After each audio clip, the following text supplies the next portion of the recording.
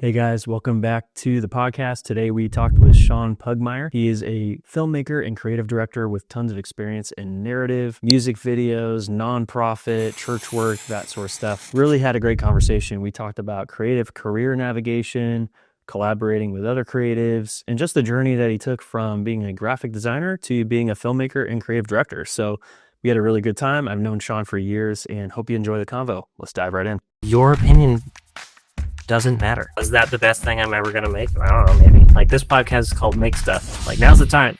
Shaun Pugmire, thanks for jumping on, dude. Of course. I think we probably met now, it was 2018. So I think the first time we actually hung out, you were filming this little commercial thing for the church you're working at, I'm pretty sure.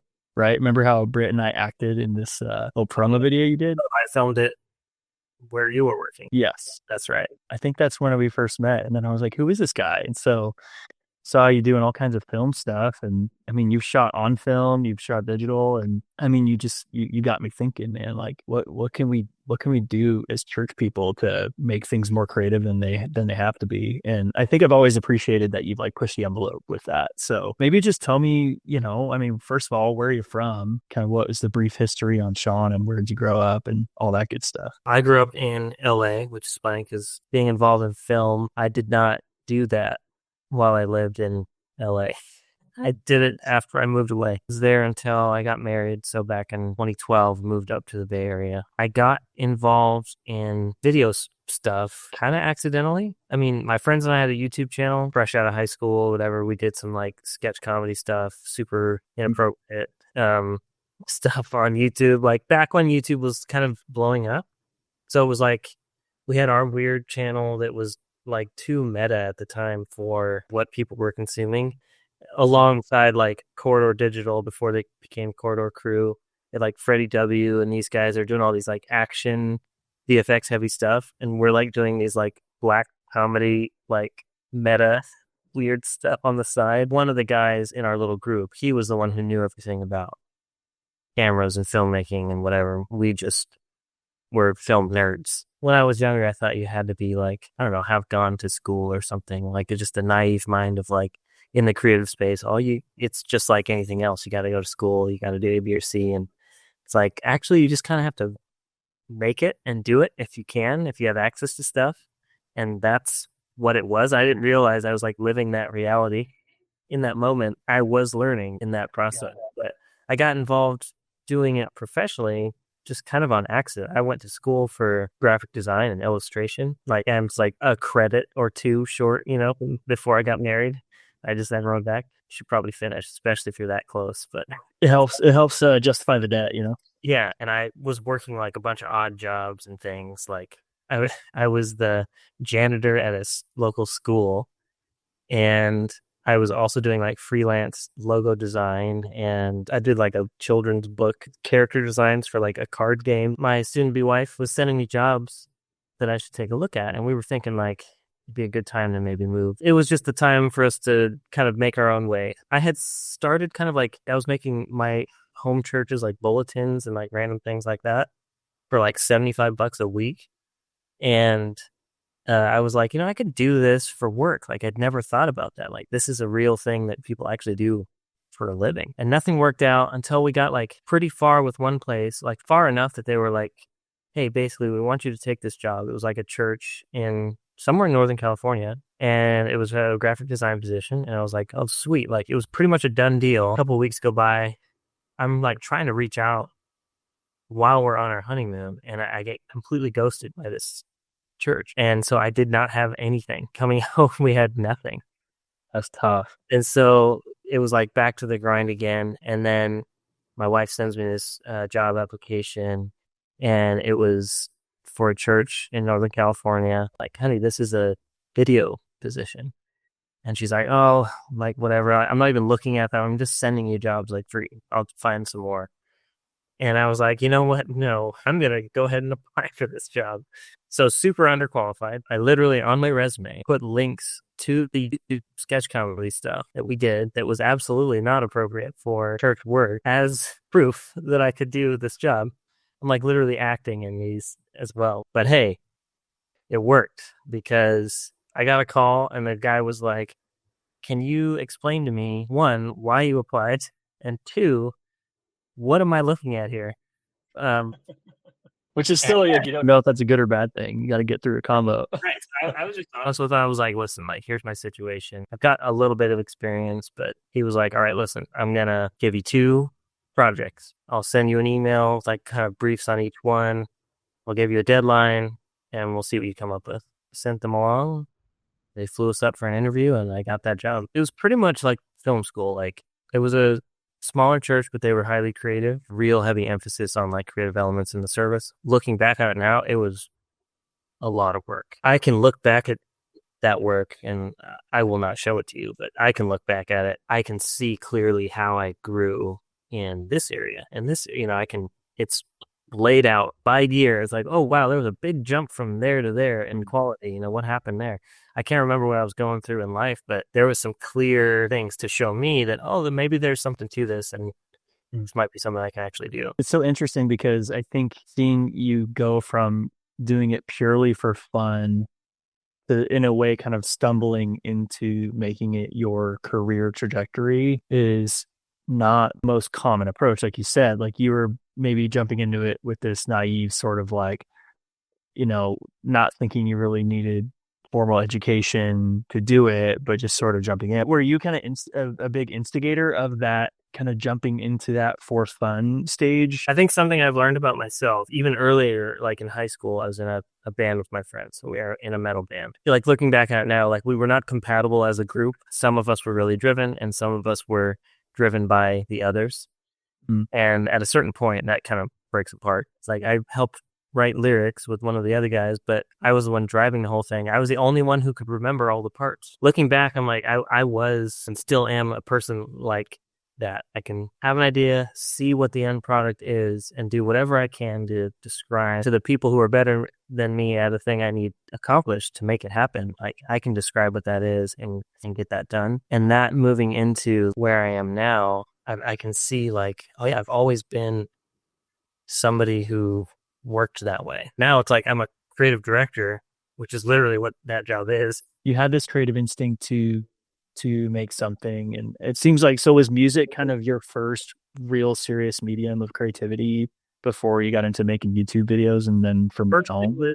First it was drawing. Like I still draw periodically, but drawing and illustration and stuff, that was my first thing. And then the music stuff, yeah, that was my first foray into leading a group of creatives, I guess. From there, my part in like our YouTube stuff and writing those sketches and things, it was in the development stages. It was in the ideation and development of those ideas, and then doing whatever I could to also make it happen. And if I needed to be in it, if I needed to edit it, whatever it was. Where do you feel like the best of your ideas were coming from when it comes to like your creative process and kind of how you come up with ideas? A lot of people talk about how ideas just sort of come to you and you sort of have to catch them when you get them. And maybe it's the most random times or whatever, but I know some others kind of are more, they have a process to their ideation and all of that.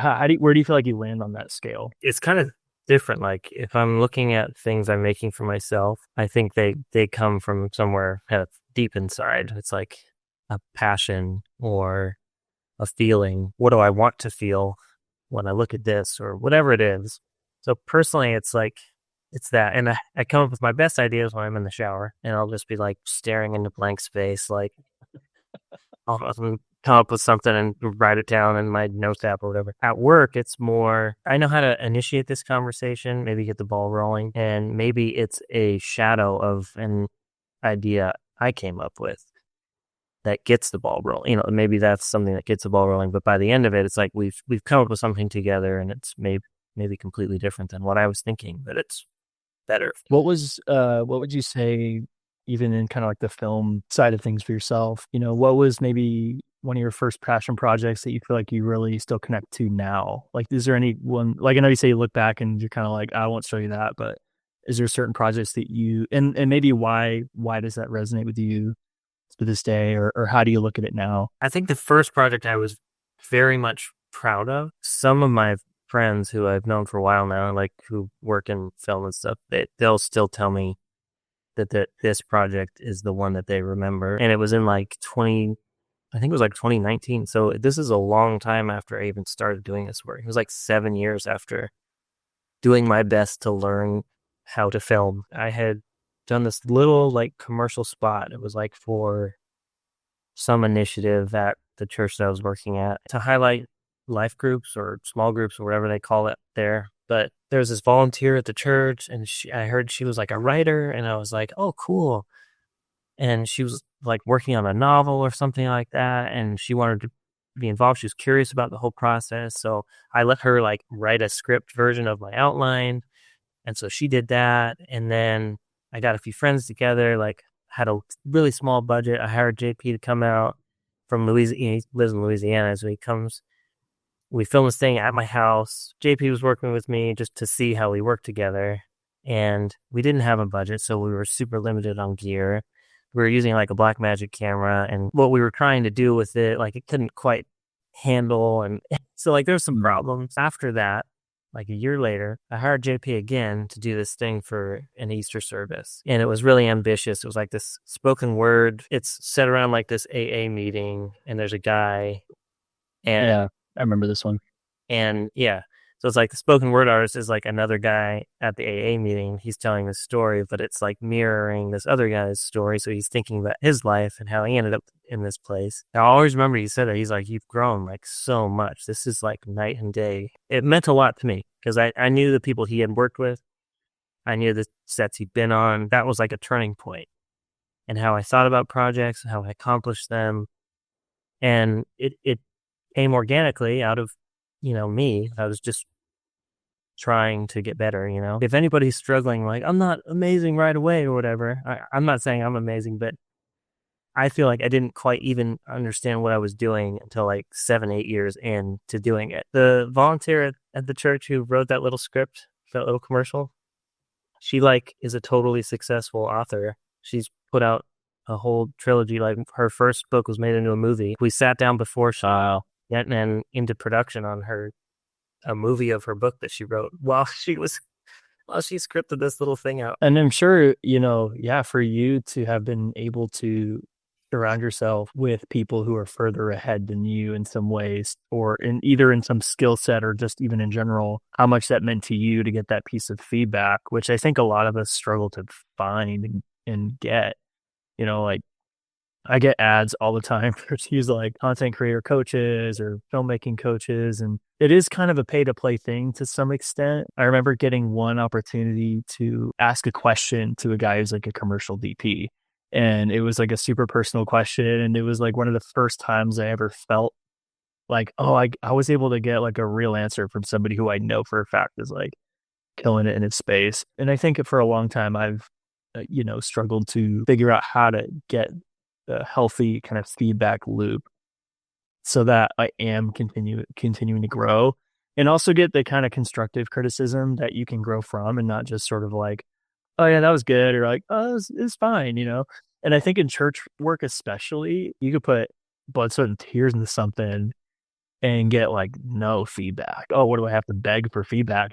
It's a tough place to be in when you put so much energy and work into things and don't get that. Hey, I see you've grown in this area, and that's so valuable. It's super cool that you got to. How it seems like that really did click something for you, where you're like, okay, I can be confident. Looking back on it, I was like, yeah, I can see that I grew a lot up to that point, and I'm still proud of that growth. At this stage, I even have to ask myself, like, I'm 35 years old, so it's like, was that the best thing I'm ever going to make? I don't know, maybe. You wonder, right? I wonder the same stuff. I mean, I'm 31, There's this weird 30s thing going on where I'm like, we're halfway through life. Is this, are we plateaued? Are we going up? Early. Yeah, I'm like, okay, I've done the best thing I can do. What now? When you mean, is this the best work I've ever done? People can approach that from different ways, whether it's like, this may be the highest quality project I've ever done, or maybe this was the most meaningful project I've ever done. When you reach the end of your career and you're ready to retire, if you retire or whatever, what do you feel like you would look back on as being like your best work? Well, what does that mean to you? I hope that I haven't made it yet. I would hope that I continue to be inspired and continue to want to make things for the sake of making them. I don't think I've made my best work yet. There's the meme of the, thinking of all these high achieving people who were billionaires in their early 20s, and you hear these stories, but that's not most people. When am I going to feel like I'm on a mountaintop? Probably am not going to be the best in the world at some of the stuff I do, but if you can find what it means to like live in your purpose, you will feel fulfilled, and you will stop comparing yourself to these other things. Just coming to all these self-realizations where I was like, I don't need to do this. I can be fulfilled on my own and doing work that I find value in. If you sacrifice everything else in your life, push forward in this one thing, like you will get better at that. Like it's pretty much a guarantee. It's like the more time you put into something that you're showing that you're growing in or whatever, like you will get even better. It does make you wonder, especially when you get into a stage where you're, starting a family, raising a family. I'm not where I saw myself being. The sense of like that young ambition that you probably had that maybe floated around, but maybe you didn't have all these specific milestones that you intended to meet in order to get there. And other things come along, which obviously, like the call of the wild, you get married, you have kids, and then before you know it, 80% of your time and mental energy and all that stuff is into raising a family, stabilizing your household and taking care of them. And yeah, I felt that too, because it's like, yeah, you have to find some sort of contentment where you're at. And also, I still have ambitions, like that doesn't go away. How do I be the best dad I could possibly be while also growing in my creative career, my pursuits, so that I can continue to be a better provider? Maybe there's new ideas, or there's, fresh creative vision that you have, but you're trying to weigh your opportunity costs and all that. I feel like there's no better time than now if you're looking to make something for yourself just for the sake of it, just for the sake of making it. Like this podcast is called Make Stuff. Like now's the time. I'm thinking about starting up my YouTube channel again. So like not the sketch comedy stuff. Well, also that, maybe that, like it's that kind of a stuff. Like, hey, who's this for? It's for everybody, really. Like we're not trying to do anything with it other than make it because we think it's funny. Basically, to sum that all up, down with the man, do what you want.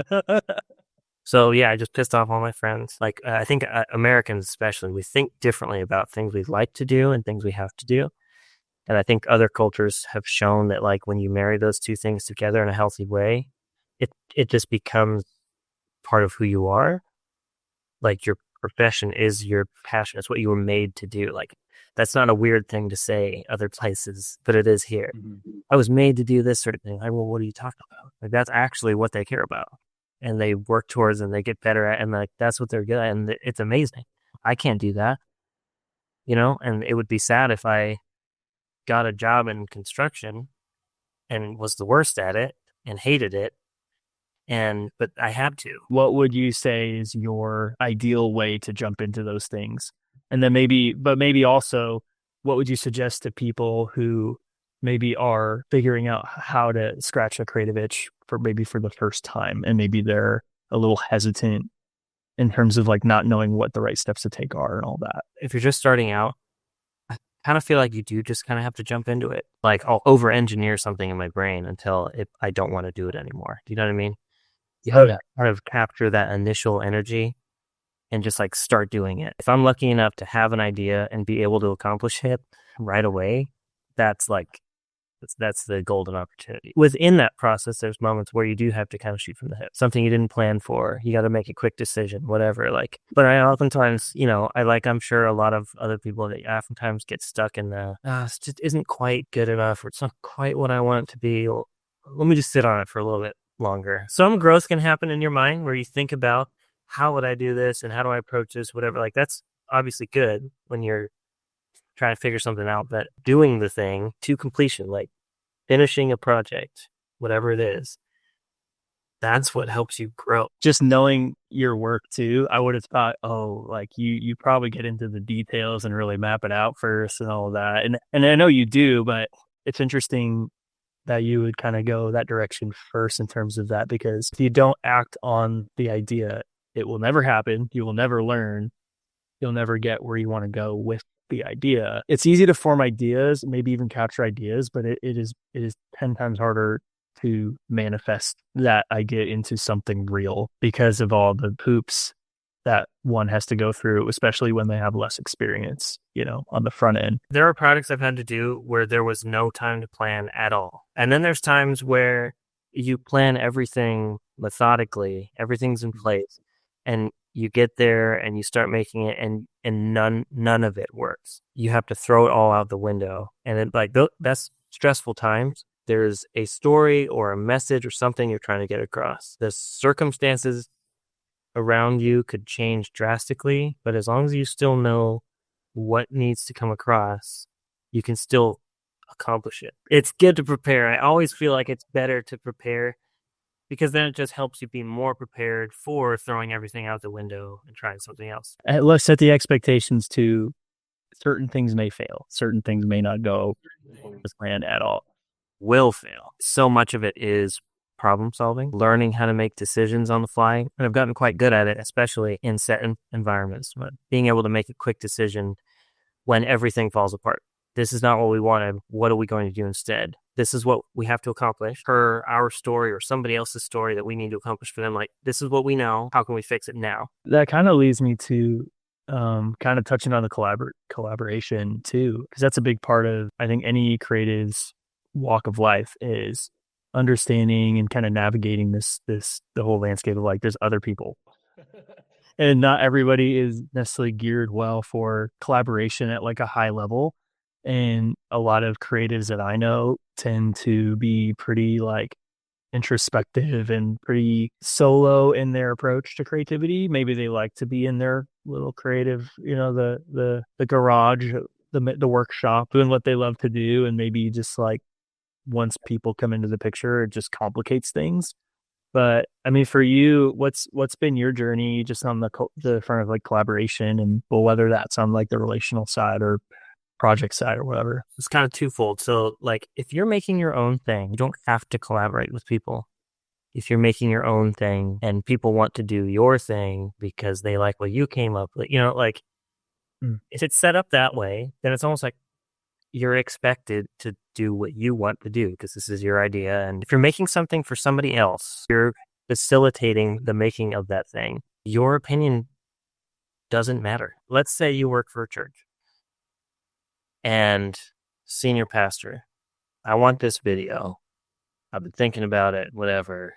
I really want to make this thing. And they clearly define the goal of the thing that they want to make. And you're like, oh man, I just don't like that idea.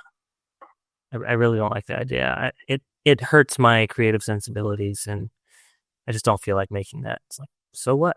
You believe that you're there for a reason in the position that you're in. You have to accept that you don't know what's best. Yeah. So like that's kind of an isolated structural thing. Like that's very much I work at a church thing, that scenario. It does kind of apply to client work in some ways because there is that same hierarchy of like who's paying the bills here. I was just watching a video on YouTube, Wandering DP. I don't know if you're familiar with him. Dude, he's the one I talked to on that call I was telling you about earlier, where I got to ask an anonymous question or whatever. Oh, you talked to him? Bro, just on like a forum, you got to like ask him a question. You want to talk about hot takes, like, dude, yeah. Just watching a video from him, and he's like, if you're working on a commercial, the top people don't care about a thing. Like, you also don't care. It is a top-down thing. Or so I'm like, when I hear about these like church filmmakers getting egos and stuff, and at odds with who it is that's telling them what to make and this and that, it's like, stay in your lane, I guess, is what I'm trying to say. If you're empowered to do what you want to do with a project or whatever, go for it. Your ego doesn't need to be involved. Who cares if you don't like it? You're not there for yourself. And if you are, then you're in the wrong line of work, honestly. Well, there is that tension, I think, when you're having a career mindset where you're like, I would hate to leave this place having nothing good for my portfolio with all the work I do. And so there's that interesting tension. And like, I'm sure you've experienced this too, where it's like, shoot. Yeah, maybe I have a green light creatively to try something, but maybe I know where the boundaries are in terms of how creative this can get. And I've definitely pushed the envelope on some things too far. Oh, where it's like maybe you're proud of it, but then the reception of it is not great, and you're sort of dealing with disappointments around that. But Yeah, you have to weigh the cost there too. Last church I worked at, it was Christmas time. We knew what it was going to be titled, whatever. We knew what it was going to be about. I pitched this out of the box idea, and it was like, go for it. Can't wait to see it. We trust you. That's awesome to hear, first of all. So it got canned. And here's the thing. It's like a lot of people's time and energy went into that. It was super cool. But the truth is, it would have harmed more than helped. People above me knew, hey, this is not the right time for this. And my response was, okay. We still got to like put it up online and stuff. It's not like nobody saw the work they did. We were all proud of it. Like, it was cool. And we all knew it was cool. We all had a good time working on it. It just wasn't the right place to show it the way we thought it was going to be shown. And it was like, I got more trust and respect out of responding the way that I did than I would have if I fought for it. Do you know what I mean? Oh yeah. Yeah. And that's a tough way to respond when you put so much resource into something, for sure. When you're working for other people, especially, there's the understanding of like you're serving a greater good at the end of the day. Even if it's not, church work is obviously one kind of unique niche there, but even if it's client work or whatever, you are in a way serving the greater good in terms of what their goals are. Yeah, okay, my ego would probably get in the way if it was all up to me, and it would be ineffective and it wouldn't work. And recognize, like, people are going to have their thoughts on things, and hopefully get you on the right track, when you approach projects down the road too, because you are like a problem solver as a creative too, where you have to go, anytime you're doing work for somebody, you're thinking, how am I going to solve this problem for them, rather than, oh, how am I going to scratch this next little creative itch that may be completely unrelated to like what their needs are. If that's your motivation, is like, oh, this is perfect because I've been wanting to do this for a long time. I can't wait to do this for myself. That's not quite the right motivation. I feel like there should always be, in like a healthy organization or whatever, there should always be an opportunity to talk about something. It shouldn't just be, hey, you go do what I want you to do all the time.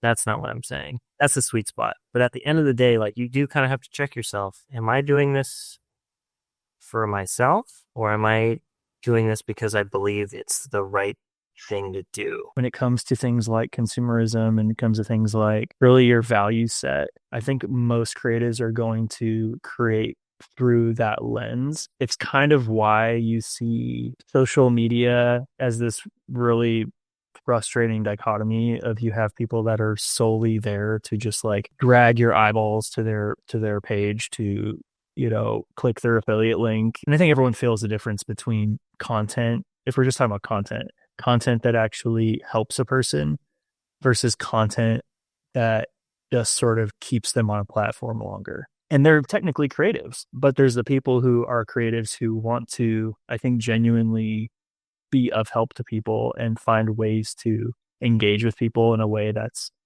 healthy and constructive for their life.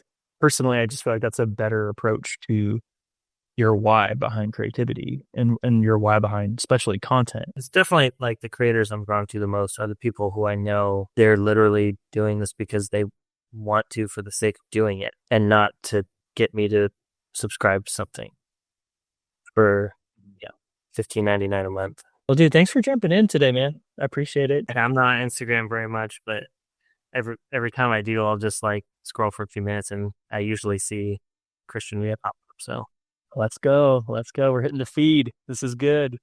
Yeah. You're hitting my untouched feet from. That's going to be a t-shirt. Bro, you're hitting my untouched feed. You made it. Hey guys, I hope you enjoyed this episode today. We're going to have more and more conversations this year. I'm really stoked about the direction of this channel. If you're a creative who's just wanting to grow in your craft and get better at what you do, this channel's for you. Subscribe, comment, let us know what you're into, whether that's video, photography, design, you name it. We're all about that stuff. So thanks for coming onto the channel today. We'll see you in the next one.